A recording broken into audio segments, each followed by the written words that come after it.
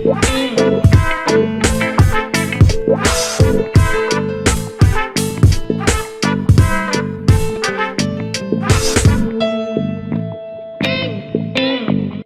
খানের জন্য দেশের অর্ধেক মেয়েরা পাগল, বললেন নুসরাত ফারিয়া। নুসরাত ফারিয়া মানি মেধা আর মজার এক মিশ্রণ।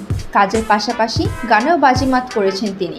অনুষ্ঠানে এসে জায়েদ খানের নামে বললেন এক আকর্ষণীয় কথা। তিনি জানান, জায়েদ খান এখন বাংলাদেশের অর্ধেক মেয়ের কাছেই ফেভারিট। ফারিয়া তার কানাডার ভ্রমণের কথা বলতেই শুরু করলেন জায়েদ খানের প্রশংসা। ফারিয়া বলেন, জায়েদ ভাই মিষ্টি মনের মানুষ, দিন দিন তো অনেক হ্যান্ডসাম হয়ে যাচ্ছেন, এত ওয়ার্কআউট করছেন, এখন বাংলাদেশের অর্ধেক মেয়েরই ফেভারিট উনি। জায়েদ খানের ব্যক্তিত্বের প্রশংসায় ফারিয়া আরও যোগ করেন, আগে তো ছিলেনই, এখন অনেক ফিট হয়ে গেছেন, ওনার সাথে কাজ করা মানে সারাক্ষণ হাসি খুশি থাকা।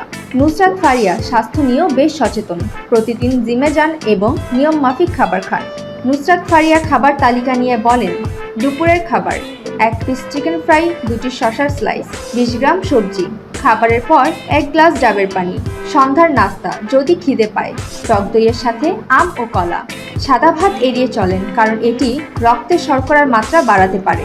নুসরাত ফারিয়া ঐতিহ্যবাহী খাবারও রান্না করতে ভালোবাসেন, যেমন ইলিশের দো পেঁয়াজি, ইলিশ কোরমা, স্মোকড ইলিশ, দম বিরিয়ানি এবং আচার ও বেগুনের মতো খাবার। নুসরাত ফারিয়া বর্তমানে তার নতুন গান নিয়ে কাজ করছেন এবং শীঘ্রই এটি প্রকাশের পরিকল্পনা রয়েছে। তার বেশ কয়েকটি নতুন গান মুক্তির অপেক্ষায় আছে। তিনি ফুয়াদ আল মুক্তাদিরের সঙ্গীতায়োজনে একটি নতুন গান রেকর্ড করেছেন। গানটির শিরোনাম এখনও জানা যায়নি, তবে এটি বাঁধনের লেখা এবং ফুয়াদ ও ভারতীয় সঙ্গীত শিল্পী সঞ্জয় যৌথভাবে এর সঙ্গীত পরিচালনা করেছেন। নুসরাত ফারিয়া জানিয়েছেন, একটি ভালো গান তৈরি এবং ব্যয়বহুল মিউজিক ভিডিও নির্মাণে সময় লাগে, যে কারণে গানটি প্রকাশে কিছুটা বিলম্ব হচ্ছে। বিয়ের বিষয়ে জানতে চাইলে নুসরাত ফারিয়া বলেন, এ সম্পর্কে শীঘ্রই জানতে পারবে।